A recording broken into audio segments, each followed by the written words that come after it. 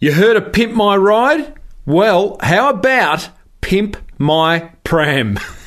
Listen in as I talk to the founder of Australia's first customised pram business. Oh yeah!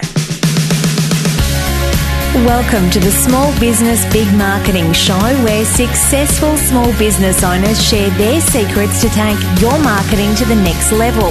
Now here's your host, Tim Reid.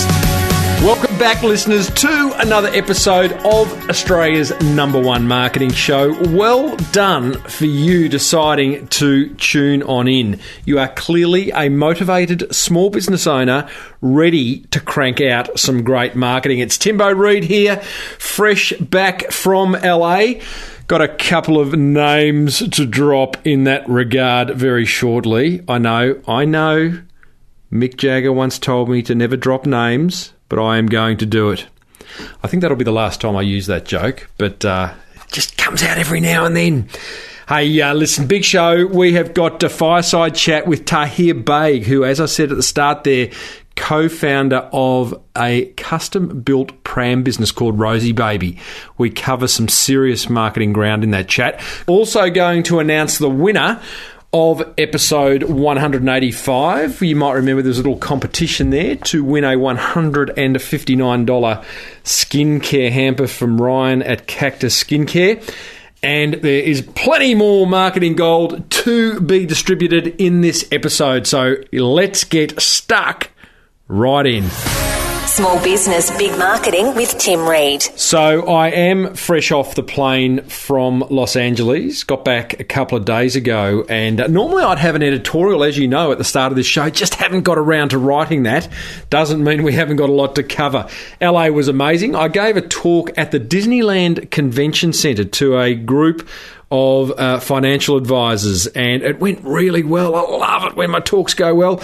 You know they're going well when you get lots of questions and people come up afterwards. And what I did also was man the stand for the company that sent me over there in the expo. So that gave me an opportunity to speak to a lot of the people who are in the audience afterwards. And it's just really interesting to hear what questions small business owners are asking. I think I might have shared this idea before, but the idea of listening to what your customers and your prospects are asking you provides great fodder for content that you could be creating, whether it be in a video form, a book form, dare I say, a blog post or whatever it is. So, it went really well. I met one of the other speakers. How's this? One of the other speakers was a lady by the name of Karen Jacobson, an Australian lady now living in New York, also known as Siri, and also the voice of the TomTom navigating device.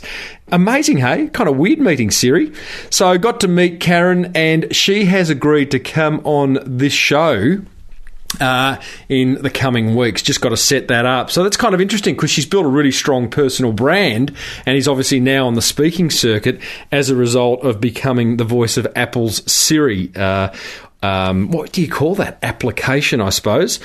Whilst I'm in the business of dropping names, I checked in at the Beverly Hilton Hotel at the same time as President Barack Obama. Yeah, how can you believe that? That's just like surreal. Tick that off the bucket list, like it was ever on the bucket list. Yeah, register at a hotel at the same time as the President of the United States is going to. But that happened. It was amazing. Saw his cavalcade. The security was out of control. There were dogs everywhere. There were people on roofs. There were men in black suits. There was just like metal detectors out the front of the lifts. Pretty amazing. He blocked off 3 floors. He had 1 floor and then the floor above him and the floor below him. So I kind of felt like I was in the safest place on earth at that point in time. Also went shopping down in Rodeo Drive at the Ralph Lauren store in Beverly Hills. And there is Jennifer Aniston. Happy days, Timbo. Going from Barack Obama to Jennifer Aniston. Actually preferred seeing Jennifer Aniston, I must say. Very exciting. And also saw Mickey Mouse because I was at Disneyland, but that was kind of less exciting. I'm a bit over Disneyland. Way too many prams, which is kind of interesting given my guest today. Highlight of my trip outside of the keynote that I gave was going to Six Flags Magic Mountain. 19 roller coasters, team. 19. Very, very exciting times.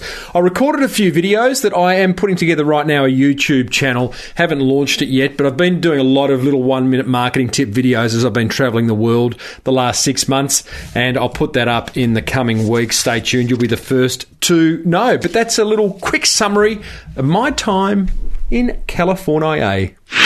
Now, are you keen to get your online marketing sorted? I would assume you are, given you are tuning into this show. One complaint I hear from small business owners a lot is that they can't get a break when it does come to marketing their business online. They'll be having the worst experience with their website developer. The site will keep crashing. Design isn't something that they're happy with. It's just all these things keep going wrong. I tell them they need to talk to Net Registry because they will get your online marketing sorted. You don't need to be a pro when it comes to the internet because they are, and they make it all simple and straightforward. Getting you a domain name, your website hosted, pay-per-click advertising, website design, whatever you need to market your small business effectively online. And better yet, because Net Registry are proud sponsors of this show and want to see small businesses succeed, then you can take advantage of some fantastic exclusive listener deals. Head over to smallbusinessbigmarketing.com and click on the Net Registry banner and you will see those exclusive listener deals. Very effective and very cost effective as well. Or you can head over to netregistry.com.au and tell them Timbo sent you. Now, I've got this member inside the Small Business Big Marketing Forum called Christian Mahoney. Mahoney, I'm going to go with. He has got a business called The Retail Guy. Now, Christian has been a member for a long time, one of the original members actually.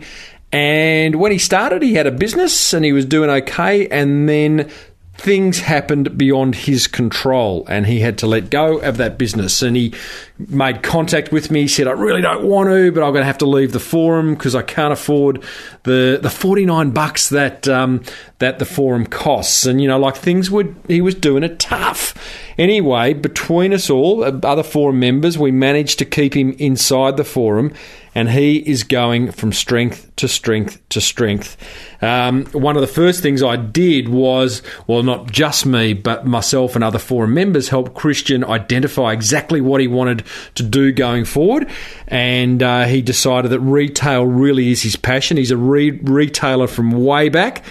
And so what we did, he set himself up with a business called theretailguy.com.au, and I set him on a 31-day blog post challenge, which he delivered on every day for 31 days. He wrote a blog post, and that allowed him to get traction, not only in the search engines, but just for him to get clear on his message and what it is that he had to offer. Started to build a list off the back of that, started to get clear on some product and service offerings, and really it was just amazing to watch.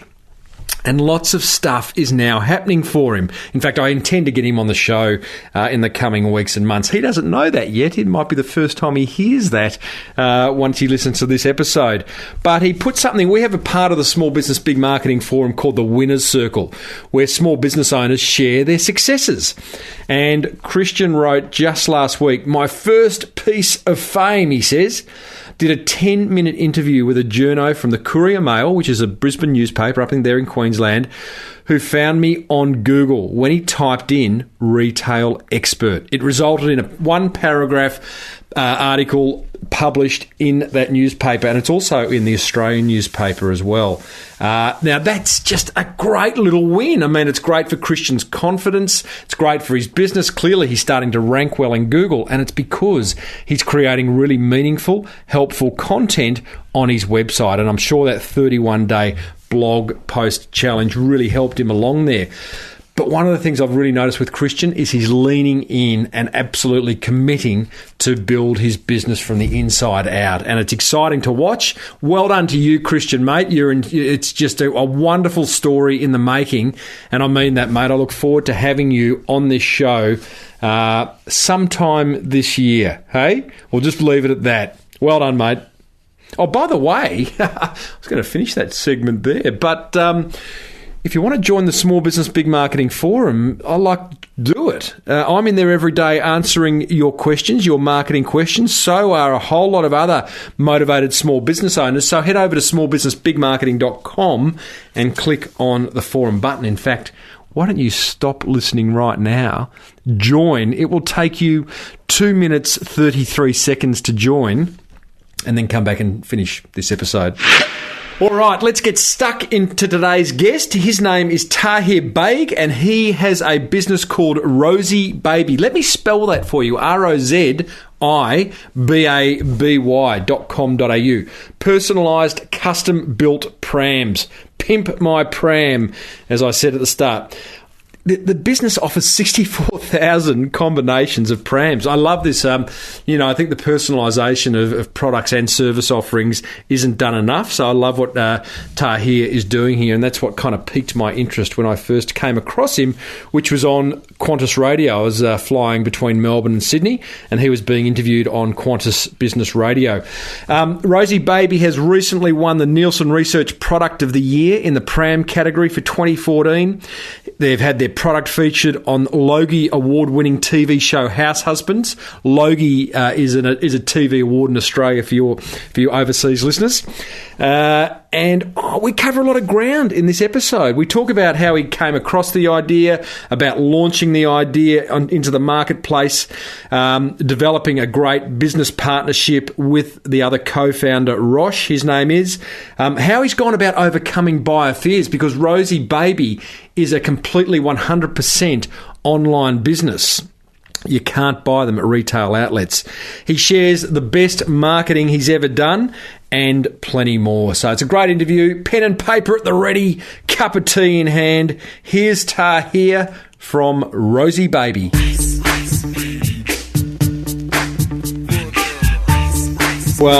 Custom-made prams, huh?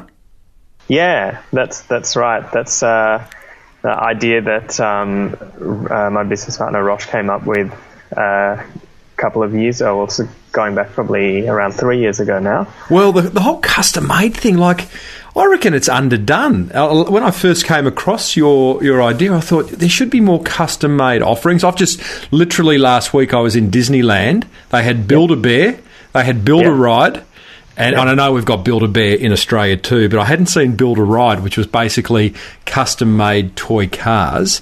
Then there's Nike ID, which is like custom-made runners. So where'd the idea for Rozibaby come from? Well, it's an interesting one, actually, because Rosh was working in his parents' or family wholesale furniture business for a few years before he came up with the idea. And he was helping a client who needed help distributing baby products, and he was introduced to the baby segment, and being the sort of entrepreneur that he is, he put on his business cap and started thinking, what can I do differently? And he saw a big gap in the pram market in particular. So and everything that had the sort of features he was looking for was either ridiculously expensive or inflexible and lacking in options. So so he went along and started figuring out whether he could actually make something out of it. And around the time that he was doing that, which was around 3 years ago, he let me know about it. Like we're all friends from high school. Before he let you know about it, was just out of interest, was his wife or partner pregnant? No, like we were actually both single guys at the time, which is kind of a very funny part of the story. So, so he's a true entrepreneur. He's exactly right. He did not experience the problem personally, but he identified a problem. So he's off. Was Rosh at this time then, Tahir? Was he going off visiting Baby Co and other pram shops, just kind of road testing these things? Yeah, I think he must have done a bit of ground level research. I don't actually know what he did in his first few months, but I saw a pretty thorough business plan after a few months, which was around the time that he was looking at getting a partner on board. And I think he probably found himself reading magazines that he wouldn't want to see other people classic looking at. Yeah, not exactly a chick magnet kind of strategy when you do bring a lady home and there's a Pram magazine on the coffee table. On the coffee table. No. Yeah. So I'm pretty sure he kept that all to himself for a while. So why did he then tap you on the shoulder as a potential business partner? Because I'm being quite literal here, but, like, you'd think you'd go and find, like, a parent. A mum. Mum. Yeah, mum. Totally. It's a very good question. So Rosh and I knew each other since high school, and we'd kept in touch and probably become better friends through our uni years and beyond. And what really attracted me to Rosh was his business and entrepreneurial spirit, and especially he wasn't afraid to challenge the status quo and reimagine the world in whatever facet, or whatever topic we were talking about or looking into. He's a disruptor. Yeah, you could say that. That's probably a good way to describe him. So he is a bit of a disruptor, and certainly in his mind until Rozibaby started, when he sort of brought the idea to fruition. And I think what he saw in me was because Rosh studied and was really has been and still is very good at marketing and strategy and sort of the high level thinking. And that's sort of something that's always interested him. And whereas I've got an engineering background. You're the meat and potatoes. You're the nuts and bolts bloke. Yeah, so I have the sort of very analytical and critical thinking mind, and he thought that was something that would be a very complementary skill set, and so he approached me and asked me what I think, and What were you doing at the time? At the time he first told me about the idea, I was working as a consultant at PricewaterhouseCoopers. So that was my first full-time job after finishing university. So I was in the management consulting group, going out to various big clients. Yeah, right. Like some of the biggest companies in Australia. So you were trapped in the cubicle. Yeah, and well, somewhat. I mean, there are degrees of being trapped. I know there are people who listen to this show who are completely trapped, others who are on the verge of escape. But tell me, were you looking for an out?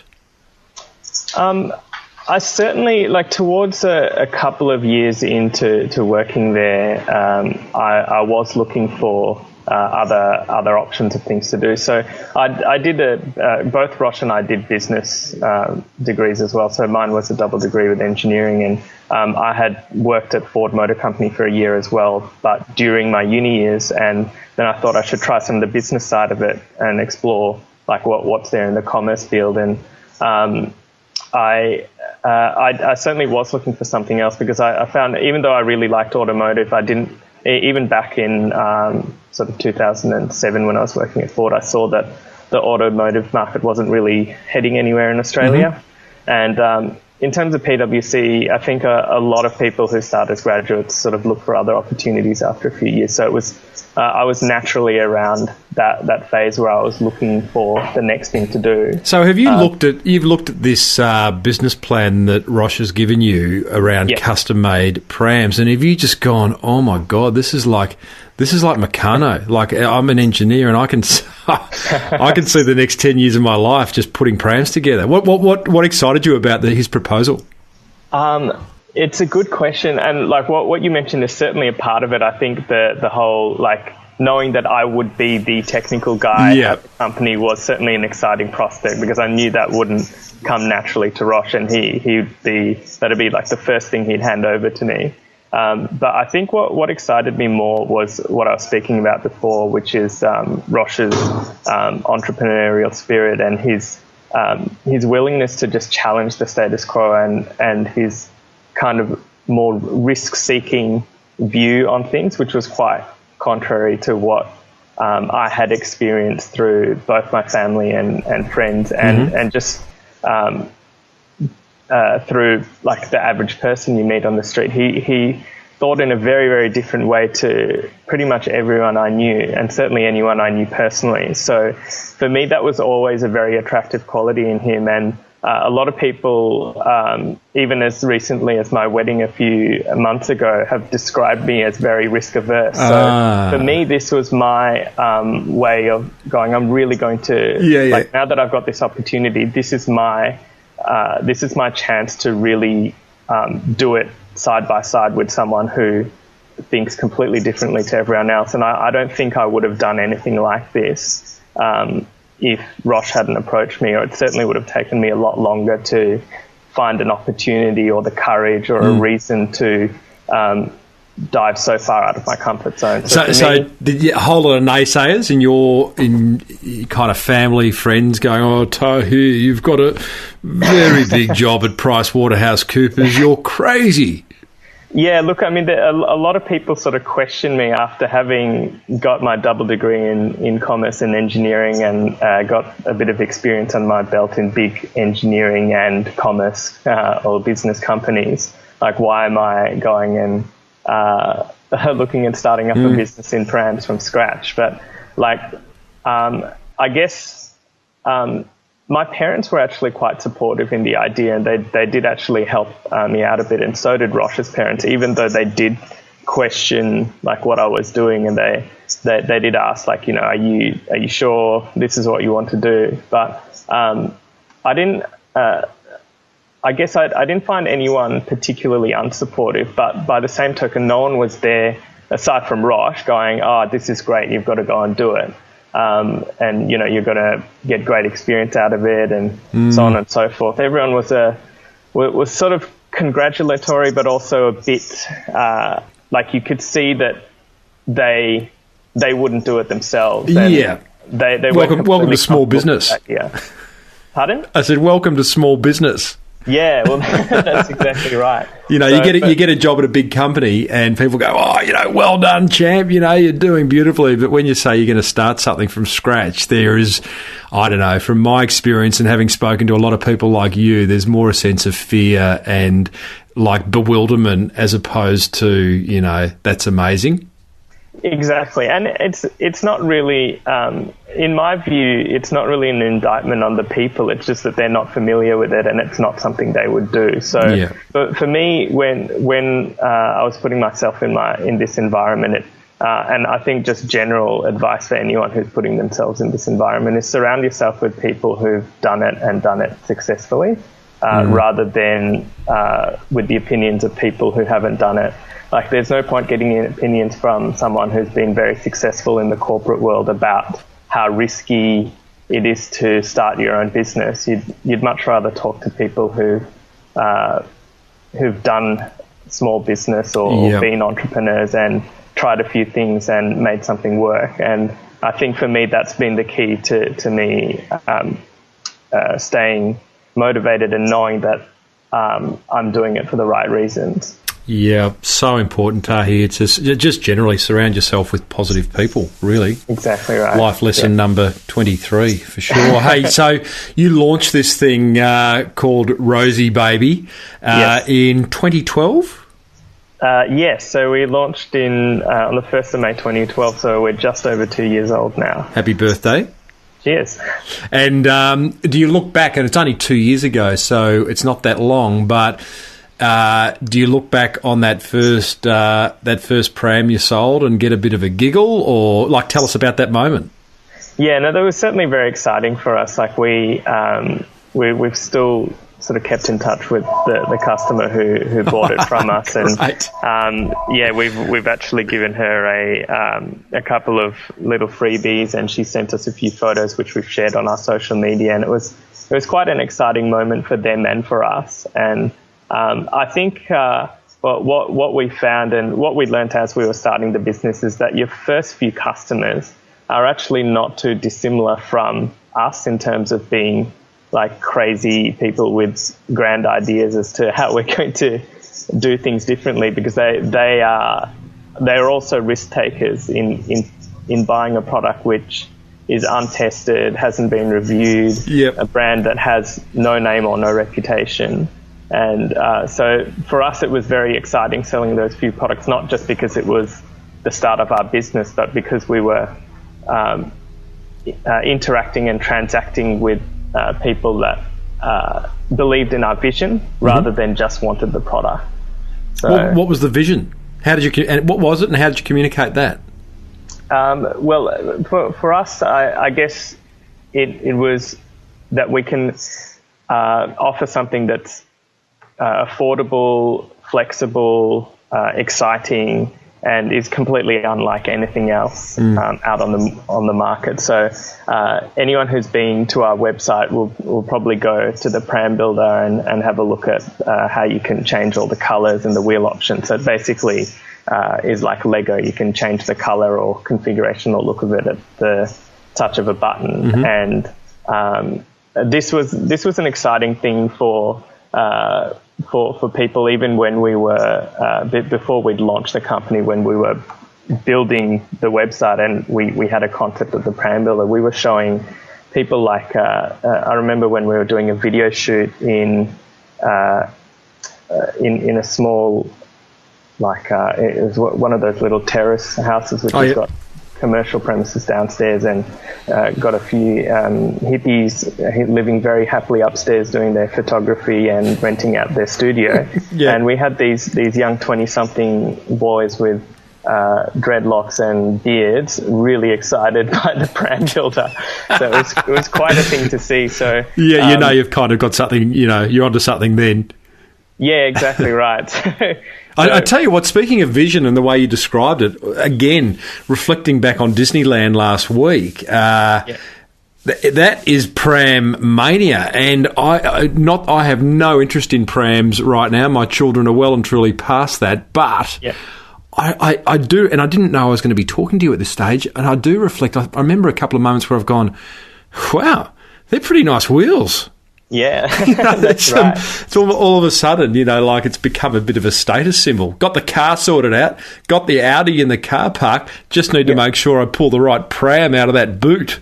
Yeah, and that's very much what's been happening in the last sort of probably 10 years or so, as I think it's been a trend for people or for couples to have children as they get a bit older, because now compared to, say, my parents' generation, it's more common for women to enter the workforce and have a career before they have children. So what comes with that is that they've got more disposable income, and they want more in return. So all these really high-end pram brands have come out to sort of meet that need, and it's happened throughout the baby segment in more than just prams. So you'll see a whole bunch of new innovations and things that didn't exist even when I was a baby. So, we push around in those stroller things that were probably half the reason I've got a sore back.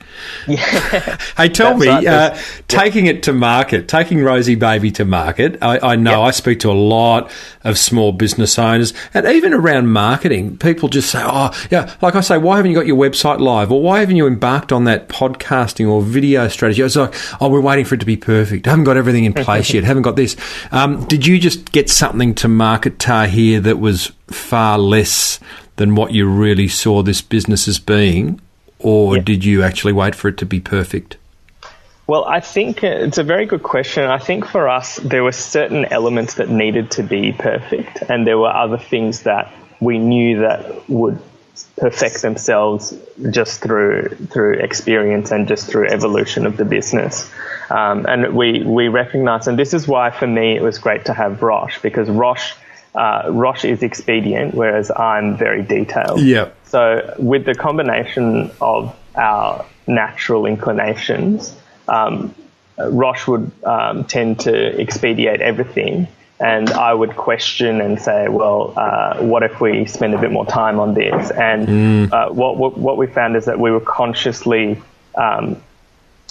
checking each other.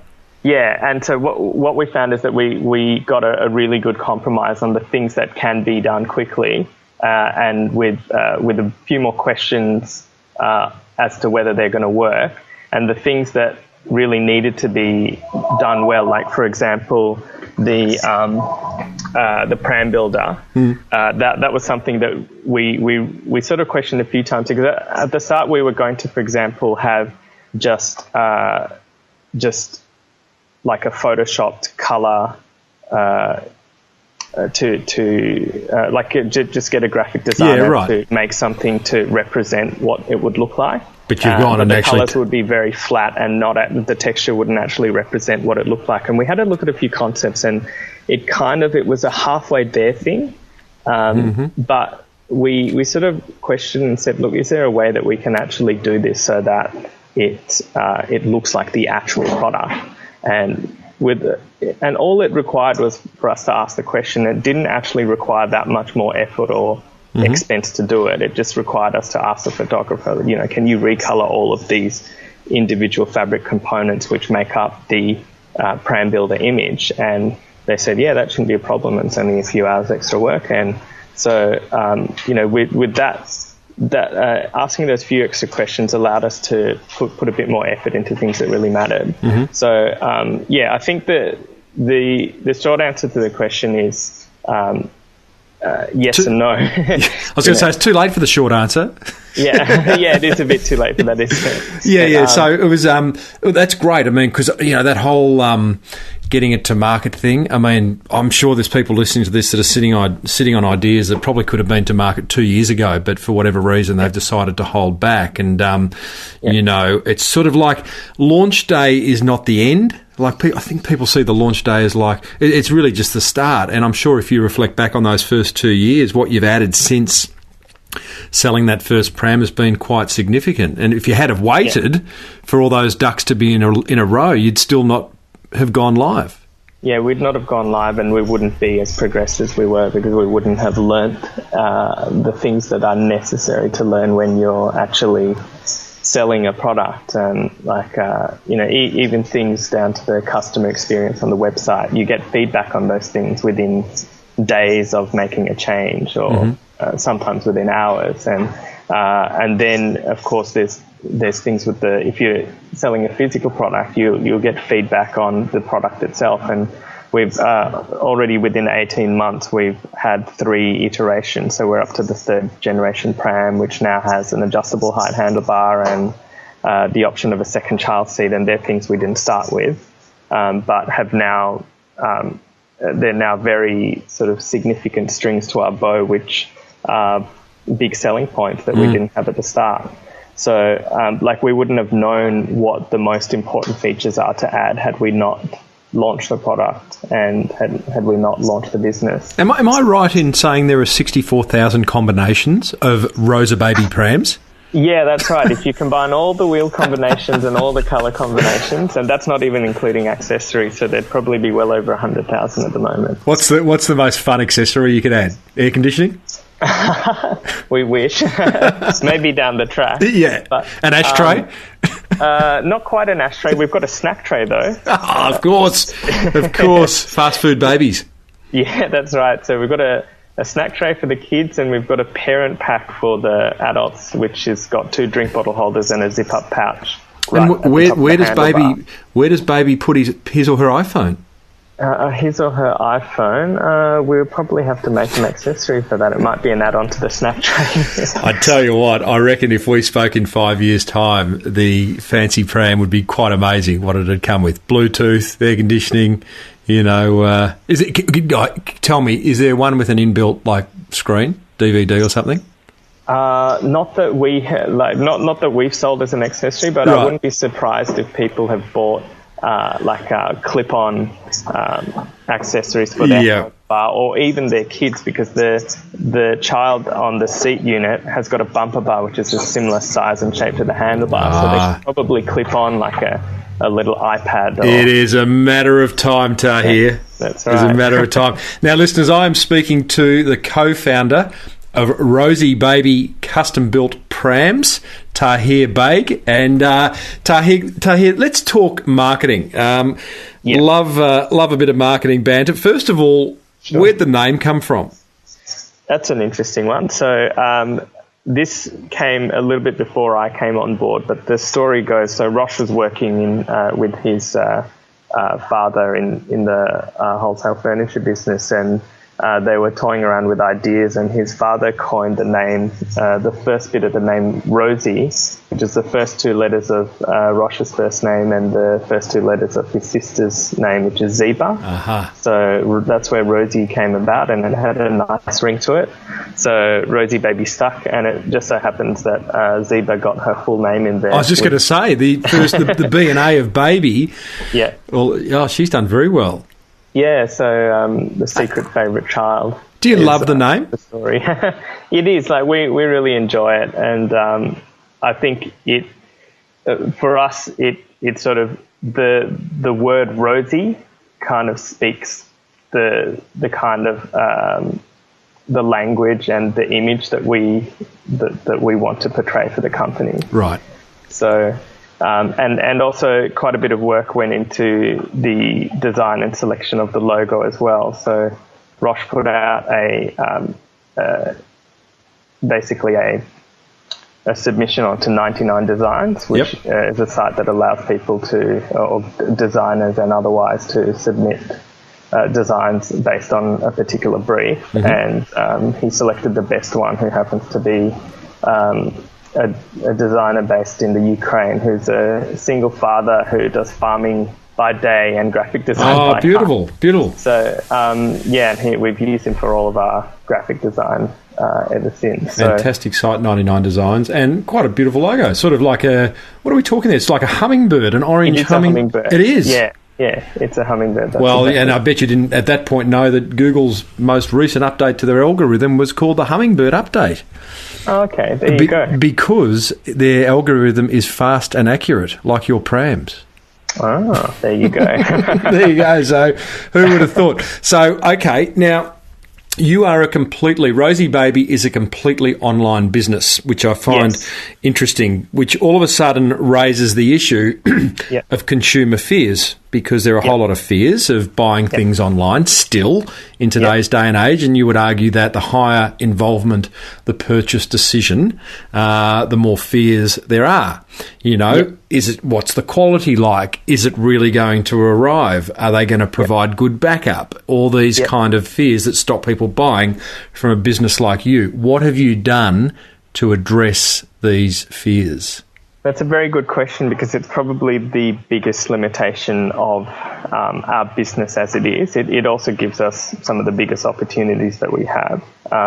So what we do is we are very, very responsive and very detailed in our feedback and response to people's queries before purchase and after purchase. So we're available by telephone. So we've got a big 1-800 number that we advertise on our website.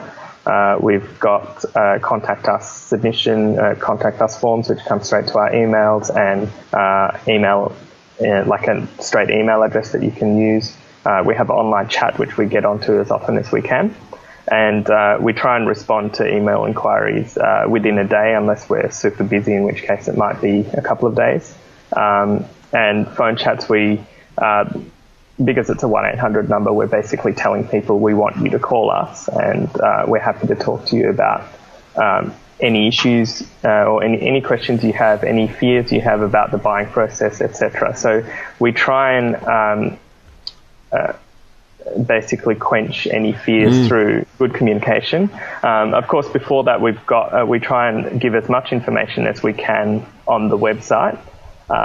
We also encourage customers to post reviews, and we also have a little box on, like a little frame on our website with the latest reviews from productreview.com.au, so that people can see that other people have reviewed and liked the product. So we try and do as much as we can, even before they make contact with us, to allay some of the common fears of purchasing online.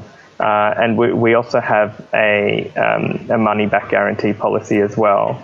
So if you're not happy with it, you can return it within 14 days, and we just charge an administration fee of $35, no matter where you are in the country. Do you need to do that? Why even charge? Wouldn't it be better like a no strings attached 14-day guarantee? We did think about it, but I think what we wanted to avoid is people just pressing the buy button because there's no skin in the game.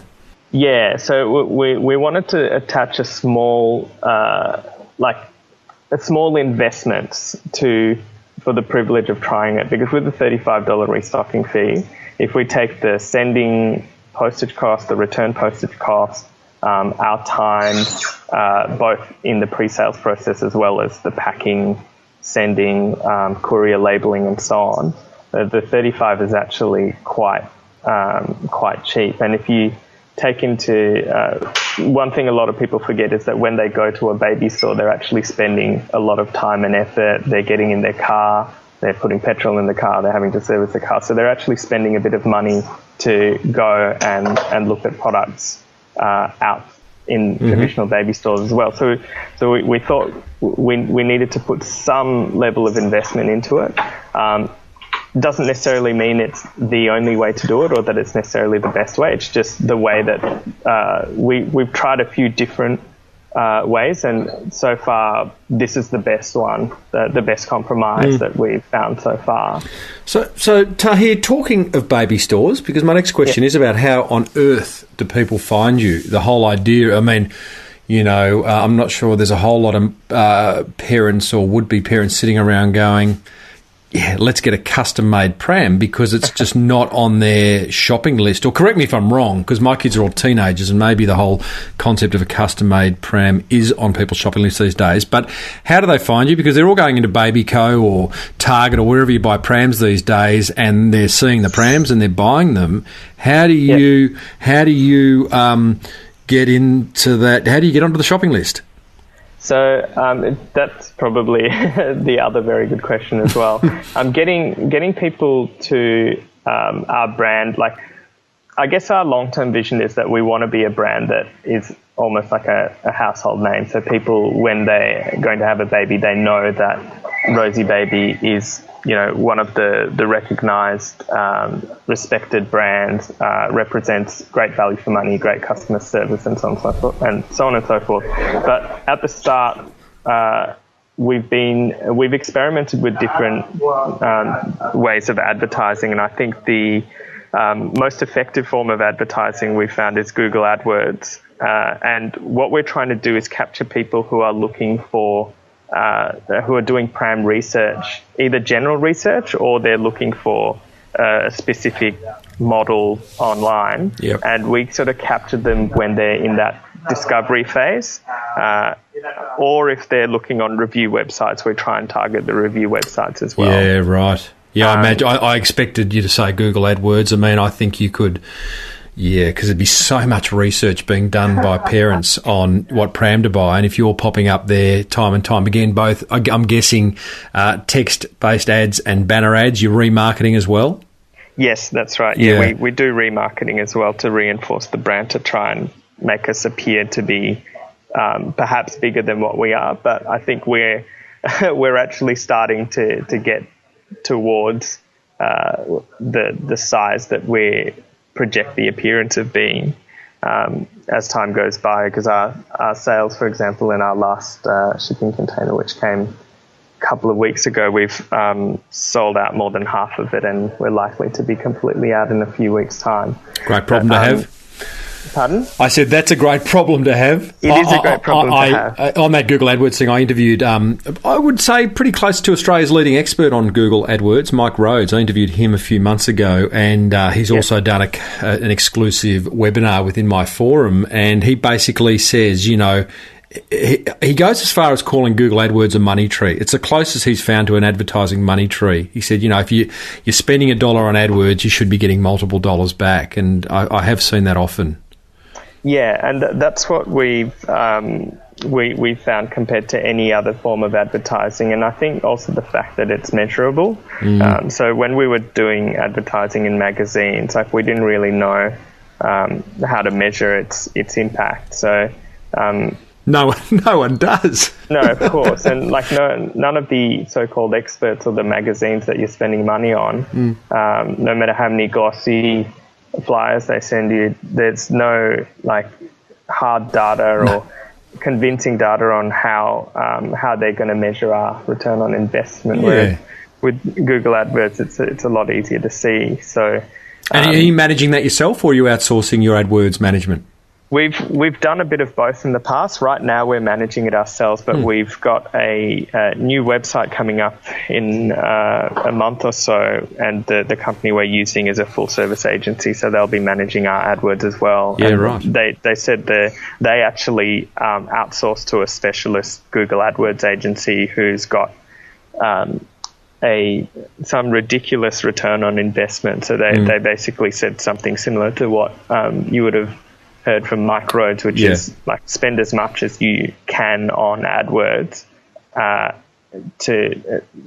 spend as much as you can afford, because you get multiples upon multiples of return on investment if you do it right. Well, and therein, like everything, if you do it right. So listeners, don't think that you just start an AdWords campaign and in come the inquiries and the sales. But, you know, if there's certain things you get right, like the copy in your headline, where you're linking to. Don't just link to your homepage, but link to a page that's relevant to your ad, which is relevant to the search. And, you know, yes, absolutely, there are things you need to get right. But, gee, it's not as hard as you think it is, and beautifully measurable and accountable. So, what else do you do, Tahir? You got? I noticed just looking through your things, you're pretty good on publicity. You've managed to get one of your prams appear in a TV show called, remind me, House Husbands. House Husbands, yeah. How'd that happen? Yeah, so this is actually stems back to our early days. So a few months into our launch, we, you know, like publicity for a new company is invaluable. Oh, yeah. And so Rosh reached out to all of the major television networks and said, do you need a pram for any of your shows? And brilliant. Initially, they said, oh, you know, thanks for contacting us. We'll let you know if anything comes up. Mm-hmm. So we just left it at that. And a few months later, it took a good 3 or 4 months later, and Channel 9 Studios called us up and said, we'd like your pram to come in for an audition for the second series of House Husbands. So I bet the pram got nervous. Pardon? I said, I bet the pram got nervous at that point in time. Yeah, I think it was shaking as it went out the door. So that's great. Just out of interest, you say Rosh contacted the TV stations. What did he do? Did he write a letter and drop it at reception, or did you identify the best contact? How do you do that? I'm not sure exactly what he did, but I think he basically went on the web and found out how to contact the production studios, and eventually for each studio got through to the best contact person to leave our details with. So I imagine the studios have got someone or a group of people that are in charge of accessories and props for the shows that they record themselves. So besides you being able on your website to say, hey, you know, our prams, you know, as used on a Logie award-winning show, that's great. That's a great credentializer. Has anything else? Has that got you sales? We certainly think it has, because we always ask our customers whenever especially if we speak to them on the phone, but often by email as well, how did you first find out about Rozibaby? And when our pram came on to the season 2 of House Husbands, we did notice quite a few people had cited the show as the first place that they'd seen it. So it certainly has driven some awareness for us and some sales initially. And you know, as with any PR activity, the sales aren't always immediate. It's often just reinforcing and introducing a brand, which then gets stronger in people's minds. So, it certainly did have a big effect, especially relatively at the time when we had little other PR that was out in the market. But for the last 4 months, we've actually had a very good PR company we've been working with that have got us plenty of articles, including the Age article, which I think Paul saw, your producer. So that's interesting. So let's just finish on that, because again, I think more small businesses should be doing this. So you've actively employed a publicist They've helped you identify an angle, or a number of angles probably, depending on which media you're going to target. You've then, off the back of those angles, created stories and put it out there, cast the net wide to, I'm guessing, hopefully above the line and online, bloggers, podcasters, and others. Yeah, that's right. And then you're just, in come the story. So you have had, for overseas listeners, The Age is one of the biggest newspapers in Australia. I found Tahir I was flying between Melbourne and Sydney and listening to Qantas Radio, and Tahir was being interviewed on that. So you can't underestimate what that kind of publicity can do. It may end up getting you on the Small Business Big Marketing Show. That's right. Yeah, it certainly does have a snowballing effect, and we've had a couple of pretty impressive companies and people such as yourself approach us. Stop it. Until a month or so ago, we've been doing all the approaching, or our PR company has been doing it. So it's nice to see when it sort of the favour gets returned. Do you mind if I ask what you paid for that PR strategy? Is it a one-off fee, or we're spending a few thousand a month on it. Mm-hmm. We very happy with the company, and they're called Click PR. They actually specialise with disruptors and entrepreneurs and companies like ours, and probably companies like a lot fantastic of the ones that your readers listen to. Well, listeners, if you call or contact Click PR, tell them Timbo and Tahir sent you, because that's always a good thing. I'm amazed at some of the things. Something special is going to happen as a result of being on this show, Tahir. It will. I've had some great feedback of recent times from guests who have said, "Oh, you wouldn't believe it, but such and such, blah blah, whatever." So exciting times. It's a young company. It's a great idea. It's a big idea, and you sounds like you just got married, so you'll have a need for one of your own products very soon if you choose to go that way. So you got one. You got a custom build in mind. How are you going to pimp your pram? I think I'll leave that one up to the wife. I'm sure she's already got something planned for us. Yeah, correct. Oh, good on you, Tahir, mate. I think it's a great story, and as I said, early days, and I reckon it sounds like there's some great growth ahead of you, and I love your entrepreneurial spirit and your willingness to kind of try things and do things a little bit differently. So well done, mate. Yeah, well, thanks very much, Tim. It's been a pleasure chatting to you.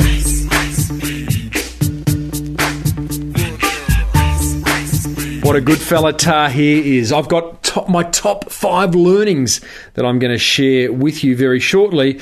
But before I do, let's talk about getting some design fixes done in your business. It is a little secret that many smart business owners everywhere are onto. Have you got marketing materials lying around that need a little tweaking? Maybe the details on your business card need updating, your logo needs altering, or you'd like to change the colour of that beige short shirt you accidentally wore in your profile shot. Damn that! Don't worry, it can all be fixed. That'll be $19 and it'll be done in an hour thanks to Swiftly.com. Small design fixes fast, that's exactly how they roll. You simply upload the artwork that needs fixing, tell them what needs doing, and bang! 1 hour and $19 later, it's done. Check them out. That's Swiftly.com. Swiftly. Now, I hope you enjoyed that little fireside chat with Tahir from Rozibaby. Plenty of gold in there, I reckon. I'm going to give you my top 5 learnings from that. Number 1, custom offerings. I just love that whole idea of giving your customers the opportunity to personalise the service or the product that you deliver to them. So have a think about how you could do that in your business. Number 2, challenge the status quo, take a risk, be a disruptor, like Miss Chu did. If you've listened to episode 186 of this show, Miss Chu was also a massive disruptor in her category. So I think we need to sort of challenge the conventions of the category in which we operate more often, just like Tahir has done. Number 3, surround yourself with good people. Sounds obvious. The fact that you're listening to this show means that you are surrounding yourself with good people, because the guests that come through these doors, they're good people. And likewise, read good books. Surround yourself with a good network of people who have been there and done that. And surround yourself with positivity.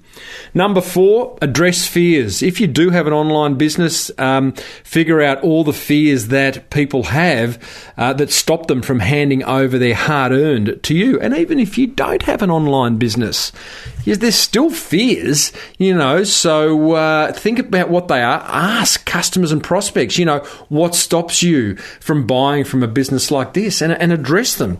Number 5, I do love the publicity strategy that Tahir embarked on, going and spending a few $1,000s on a PR agency to get them, to get him, I should say, coverage in TV, magazines, press, blogs, podcasts, etc. I think it's a really smart idea. I'd love to know what your learning was from that episode, so head over to episode 187 at smallbusinessbigmarketing.com and share your learnings. That way we can all grow together. Now, speaking of leaving comments on the show notes for this show, we asked for that to happen in episode 185, where I interviewed Ryan Clark from Cactus Skincare. Very interesting interview, lots of discussion around that. Ryan was the fellow who went about changing himself, his personality, in order to help market his business. It was very interesting, a little bit controversial. Now, Ryan was from Cactus Skincare. They make all sorts of, moisturisers and lotions and all that type of stuff, and he kindly offered a $159 skincare hamper to the best blog comment. So we got about 20, and I would love to announce the winner. Now, before I announce the winner, there is a very, very close runner-up, and it is the Fat Badger. Now, the Fat Badger, he left a very long comment, and it was very insightful. I'll just read you some snippets of it. He says, equal credit must go to both Timbo and Ryan for this week's episode. The interview started a little shaky, and you had every right to expect more from a self-promoted guest, Timbo. Ryan's sales spiel, that I presume had worked for him since the relaunch of the brand, began taking on water under the tight weight of Tim's desire for details. He goes on to say, I've got to congratulate Ryan, though, for suggesting himself as a guest and putting himself out there for what was ultimately as much a test of his character as it was a test of his marketing abilities. I totally agree with that, Fat Badger. Ryan let his defences down, dropped his adopted persona, and realised that it's okay to not have all the answers, and that to ask for help and advice is not a sign of weakness, but one of strength. Good advice for all, I believe. Ryan, best of luck to you. Timbo, another magical performance. Great work, Fat Badger. Really appreciate your involvement and passion for this show. But the winner of the most insightful blog comment for episode 185, and this person is going to have the softest, most radiant skin known to man, is Greg Cadarin. I'm going to spell that, Cadorin. And Greg says, great interview, Timbo. For me, there was some great ideas. 3 of them. Seeding, be shareable. By the way, what he meant by seeding was the way Ryan shared his product amongst celebrities so that they talked about it. Be shareable and presenting the business owner in a positive light, or at least the way the customer expects them. For me, though, the most crucial take-home was the whole free samples issue. I'm of the opinion that too many conditions, generally any conditions, can easily kill a promotion. The trouble is that when the customer invests nothing, in this case not even the time to visit the brick and mortar premises because Ryan's business was online, you can be overrun with cheapskates who only want the free stuff. I would suggest that the people who frequent those freebie offer sites almost exclusively have no intention of buying any of the products they want for free. Great comment, Greg, and you're right, mate. What Ryan did was put a small price, it was $6 or $8, on requesting some free samples from Cactus Skincare. That way, everyone's got some skin in the game. Excuse the pun. Hey, Greg, mate, I'll leave a comment on the show notes for episode 185, but feel free to make contact to me, tim@smallbusinessbigmarketing.com, and we will sort you out with that prize. Thanks so much, mate. That is it for episode 187 of Australia's #1 marketing show. Join the forum. I'd love to see you inside there at smallbusinessbigmarketing.com. Click on the forum button. Remember, Net Registry are there to get your online marketing sorted, netregistry.com.au. And swiftly, for all your small design fixes done fast. Next week's episode, not telling, but as I said at the start, we have got Siri, Karen Jacobson, aka Siri, will be on the show in the coming weeks. Lots going on. I'm Timbo Reid. You've been smart enough to tune into the world's #1 small business marketing show. May your marketing be the best marketing. Bye for now. You've been listening to the Small Business Big Marketing Show with Tim Reid. Want more marketing goodness? Then visit smallbusinessbigmarketing.com.